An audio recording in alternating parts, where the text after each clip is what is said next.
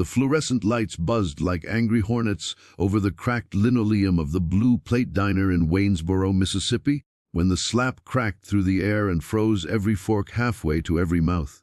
A thick-necked bully in a MAGA hat had just backhanded 78-year-old Isaiah Washington, a black Korean War veteran whose Purple Heart still hung crooked on the wall at home because the old man's elbow had brushed the bully's coffee cup. Blood dotted Isaiah's lip, but his eyes, sharp as bayonets, never left the younger man's face. What nobody in that diner knew, not the waitress clutching her order pad, not the truckers at the counter, was that Isaiah's only son, Captain Marcus Washington, commander of an elite ranger company fresh from Kandahar, sat 3 booths away in civilian clothes, watching the scene with the cold stillness of a sniper lining up a shot. If you love your mom and dad the way this father and son love their country, smash that subscribe button right now and show them some love. The diner smelled of burnt grease and bacon fat, the kind of place where the coffee was strong enough to wake the dead and the jukebox hadn't played anything recorded after 1987. Isaiah had come in for his usual, 2 eggs over easy grits and a side of toast he could sop up with the yolk, the same order every Tuesday since his wife Ruth passed in 2009. He wore the same green Army field jacket, the one with the frayed 1st Cavalry patch, because it still fit and because it reminded him he'd once been somebody the world feared. The bully, a local named Travis Lee Gann, 32, unemployed, and loud about it, had rolled in with 2 buddies who laughed at everything he said like it was scripture.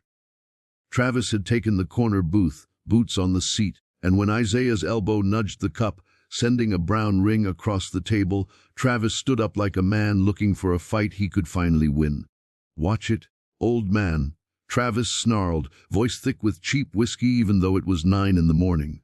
Isaiah dabbed his mouth with a napkin, calm as Sunday morning. "My apologies, son. Accident." That word, son, lit the fuse. Travis hated being called son by anyone, especially a black man old enough to be his granddaddy. He leaned over the table, knuckles white. "You think you can touch my stuff and just walk away?" Isaiah met his eyes. "I think a man ought to have better things to do than start trouble over a spill." The diner went quieter than a graveyard at midnight. Travis's hand moved faster than thought, an open-palmed slap that snapped Isaiah's head sideways and split his lip against his teeth. The sound echoed. A waitress gasped. A baby in a high chair started crying. Isaiah tasted copper, but he didn't stand, didn't swing, just pressed the napkin to his mouth and stared at Travis with a look that had once made North Korean soldiers drop their rifles. Travis laughed, turned to his buddies. "See, told y'all these old-timers ain't got no fight left." That's when the booth across the aisle creaked. Captain Marcus Washington unfolded himself, 6'3", 220, shoulders earned from carrying wounded brothers down mountains under fire. He wore jeans and a plain gray hoodie, dog tags tucked beneath. Nobody had noticed him because he hadn't wanted to be noticed. Until now. Marcus didn't speak at first. He simply stepped into the aisle, blocking Travis's path to the door. Travis sized him up, drunk on his own bravado. "This ain't your business, pretty boy." Marcus's voice was low, controlled, the kind of calm that comes before a storm tears the roof off a house. "That man you hit is my father. You just assaulted a decorated combat veteran in front of his son. You sure you want to double down?" Travis's buddies shifted, suddenly less amused. Travis puffed his chest. "I don't care if he's the King of England. He spilled my coffee." Marcus smiled, but it never reached his eyes. "Then let me buy you a new one. After you apologize." The diner held its breath. Outside, cicadas screamed in the magnolia trees. Travis spat on the floor. "Make me."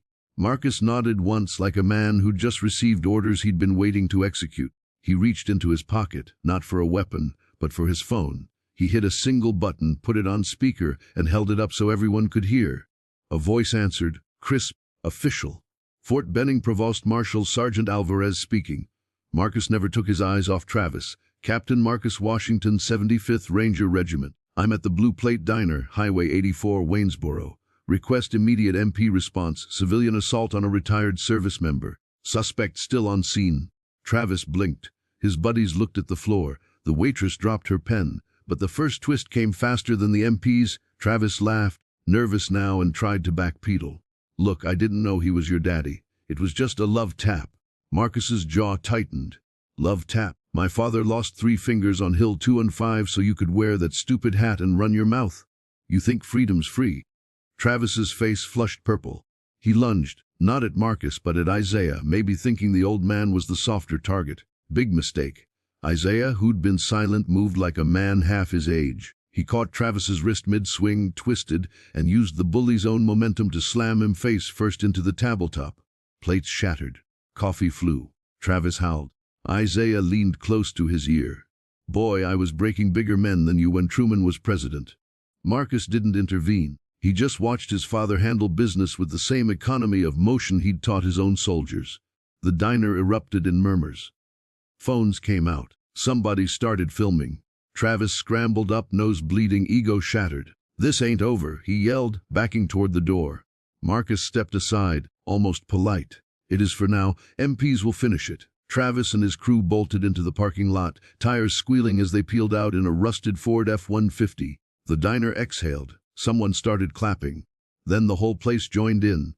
Isaiah waved them off, embarrassed, and slid back into his booth like nothing happened. Marcus sat across from him. "You didn't need me, Dad." Isaiah grinned, teeth pink with blood. "Needed you to see I still got it." That should have been the end. A feel-good story of a veteran teaching a punk respect, shared 1,000,000 times on veterans' Facebook groups. But the second twist hit 2 hours later when the MPs arrived, not to arrest Travis, but to question Isaiah. Turns out Travis Legan wasn't just a loudmouth. He was the nephew of the county sheriff, and the sheriff, a man named Buford Gann who wore his badge like a crown, had a reputation for protecting his own. The MPs, polite but firm, explained that Travis had filed a counter-complaint, claiming Isaiah assaulted him first, that the slap was self-defense after the old man threatened him with a knife. The diner's security camera, an ancient thing above the register, had mysteriously gone offline 5 minutes before the incident. No footage, no witnesses willing to talk on record. Small towns, close ranks. Marcus smelled the fix a mile away. He made calls first to his CO, then to the base J, then to a reporter friend at the Clarion, Ledger, who owed him for pulling her out of a firefight in Fallujah. By nightfall, the story was trending on X under for diner justice, but the sheriff's office doubled down, issuing a statement that, pending investigation, all parties are considered suspects. Isaiah spent the night in lockup, charged with felony assault.